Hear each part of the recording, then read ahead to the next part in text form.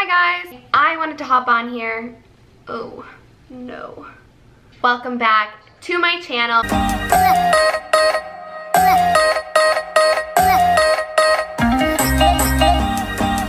Fit life, fit me. So a lot of you have been asking about an update for my prep. So if you guys have been following along on Instagram, I am officially 3 weeks into my bikini competition prep.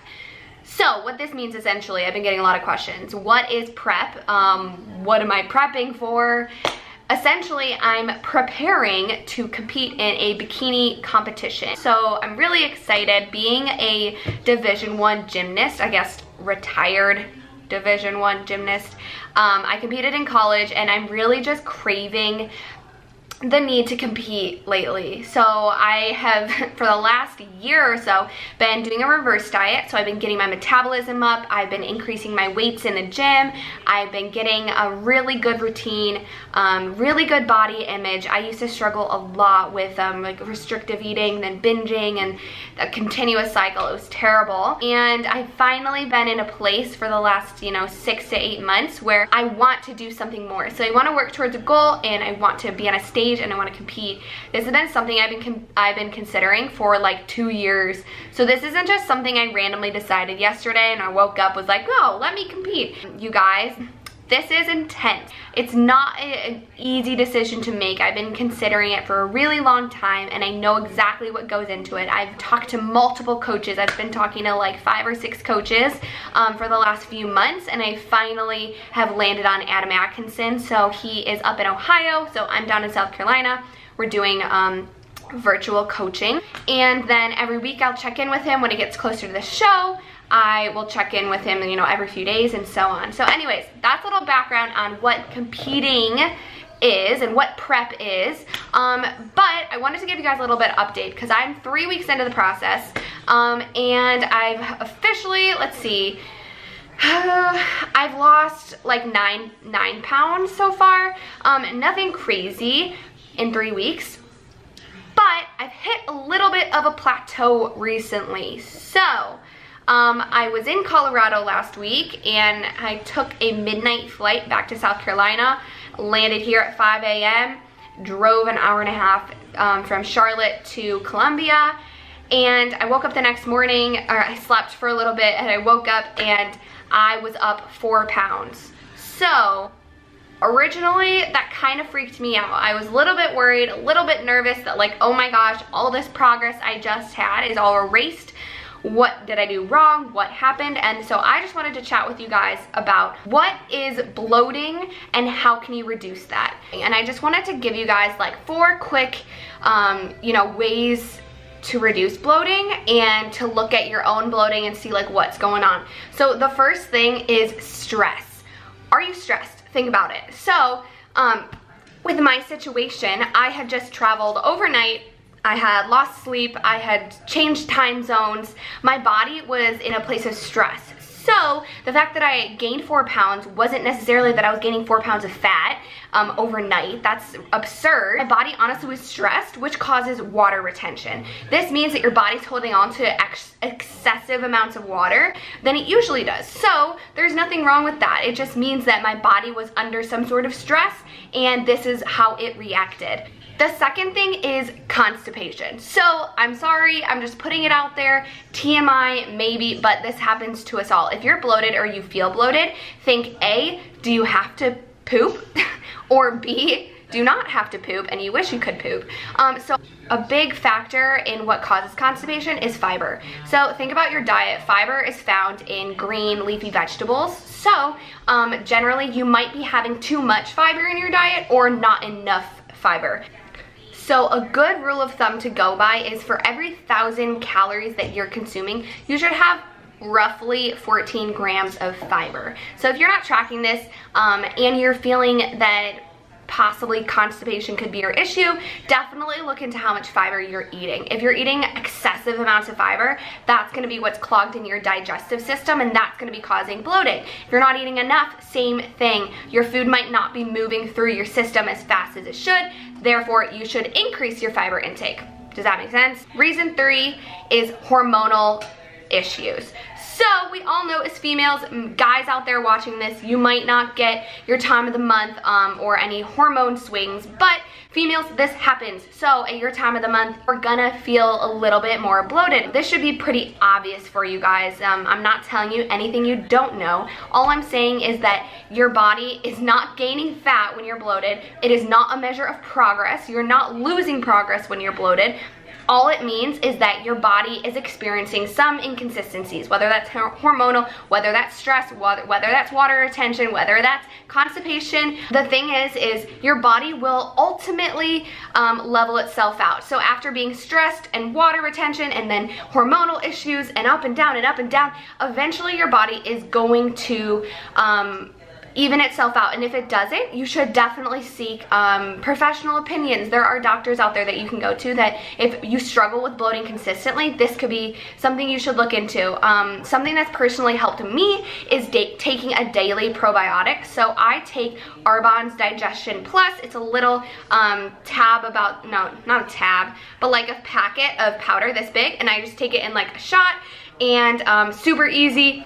Honestly, I notice a difference in my bloating on days that I don't take that. Taking a probiotic is really important. If you're not already doing it, definitely look into it. I'll put the link down below. You can check that out. Awesome. That's all I've got on bloating for today. Okay, now we are going to talk fat loss. So, I have been on both ends of the spectrum as far as fat loss goes. I've been, you know, really low body fat percentage. I've been a very high body fat percentage, and pretty much everywhere in between. Right now I'm sitting closer to the lower end. I'm gonna get lower. The deeper I get into prep, my body fat percentage will continue to decrease. But I want to talk about fat loss because that seems to be a big topic of interest for you guys. So I have a few tips for you guys. So to start off, I want to just explain, if you don't know already, that fat loss essentially is being in a caloric deficit. So what that means is whatever maintenance calories are, whatever your body needs to just exist, your maintenance level calories essentially is just what your body needs to survive, not to gain weight, not to lose weight, but just to exist, maintain. You need to have more calories being expended than you are inputting. It seems really basic, but sometimes this is harder to understand. I'm gonna put a link below. It's to the Ledbetter Pocket app. This is what I use to calculate my macros, and you don't even need to calculate macros per se to be in a caloric deficit. Like, that's not what I'm talking about. You can use this website though to see what your maintenance calories would be, and then you can go from that. Essentially, what I would suggest is to track for about a week. Just download MyFitnessPal, something easy, and track for about a week. What is your average? What do you generally eat in a day? Truly track what you're doing. This will help you get a good idea of like where you're at. So a lot of people, there are two approaches to fat loss that I see. One is that you are taking an extreme approach, so you think that you need to eat like only 800 calories and do like hours of cardio, and you're overdoing your body. The other end of the spectrum would be people that are just taking a lackadaisical approach. So you want to lose fat and you want to lean out, but you're not really doing as much as you could be doing. You are eating too much and not doing enough, and that's essentially like, there's two ends of the spectrums. Sometimes it's hard to decide which one you're on, but I really want to force you guys to just be honest with yourself and decide where you're sitting on this spectrum. The second thing that I would say in fat loss is be patient. Fat does not disappear overnight. Like, it doesn't. If you want to lose fat, you're gonna have to do something consistently for over a 6-week period of time, pretty much. I mean, I would say 4 weeks is like the minimum, and fat loss usually happens anywhere from 6 weeks to like 3 months would be like a sweet spot.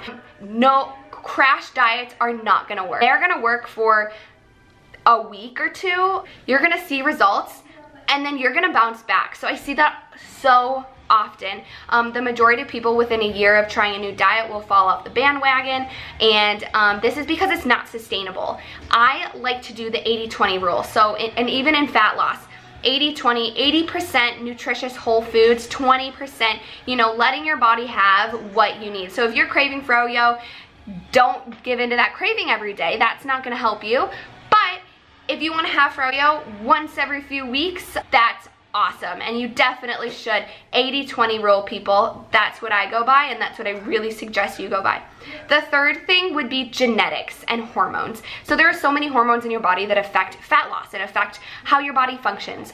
The most important one is called leptin. This is the fat burning hormone, and this is just important to know that like we all have different bodies. We all have different body types. Stress has a huge effect on these hormones. So when you stress, your cortisol levels go up and your leptin levels go down. So in my example, when I took an overnight flight and I didn't sleep over that night, I didn't get enough water, I was stressed about driving back in the pouring rain, I got home, it was already 8 a.m. Like, all these factors lead up to my cortisol levels increasing in my body and my leptin levels decreasing. So this happens, and this is very normal. Don't freak out. It doesn't mean that you're completely off the track. What I would really suggest is taking time to meditate. Take time to make sure you're getting your fluids, your waters. Make sure you're getting enough water. And then sleep. Sleep is so important. All right, now how to target fat loss when you're in the gym. 2 tips for you guys in the gym. That would be progressive overload. What I mean by this is increase the weight you're using. So if you're forever been just using those 5-pound dumbbells, you know, to do your bicep curls, or you've only been putting that 10-pound plates onto the squat rack, up your weight, okay? Because by increasing your weight, your muscles are gonna be more stimulated and your muscles are gonna be forced to struggle a little bit, which helps them grow. By having more muscle on your body, essentially, that burns more fat. So it takes more energy to have muscle. I don't know why I just did that. Than it does have fat. So when your body grows muscle and develops more muscle, it's gonna be burning and shedding more fat. The second thing that has helped me personally a lot is from transitioning long distance cardio, long distance running. I used to think that that was the only way to shed fat, and I've transitioned from that over to HIIT. So HIIT is high intensity interval training. So for this, there are circuits you can do. There are so many resources online. I post so many HIIT workouts on my Instagram page, so if you're not already following it, you should go ahead and do that. The high intensity interval training could also be, you know, sprints on the treadmill, sprints on the stair stepper, rowing machine. So anything where you're doing a high intensity for 30 to 90 seconds, followed by a rest period. So this could be, you know, jump squats for 30 seconds and then 45 seconds of rest. By increasing your heart rate and letting it fall, increase it again, letting it fall, and doing that for, you know, anywhere from like 7 to 12 minutes really in the beginning can be so amazing for fat loss. So you don't want to start off with anything crazy like 30 minutes or something overwhelming, because then your body will adapt to that.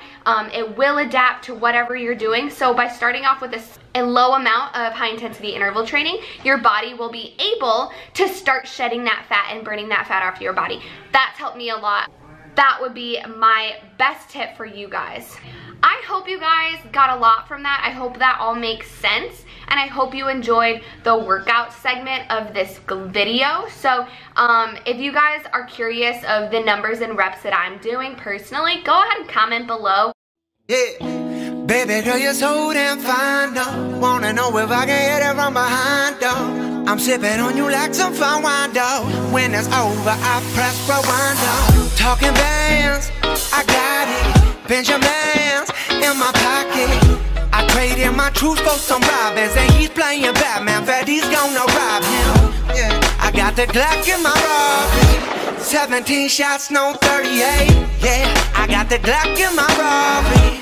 17 shots, no 38. Yeah, she's fine. And if you're not already, please subscribe. Go ahead, click that subscribe button so you can be notified when I post future videos. I want you guys to be notified and to be in the loop. Like, go ahead, hit that thumbs up button, and I want to hear from you guys. I hope you guys have an awesome week. All right, bye guys.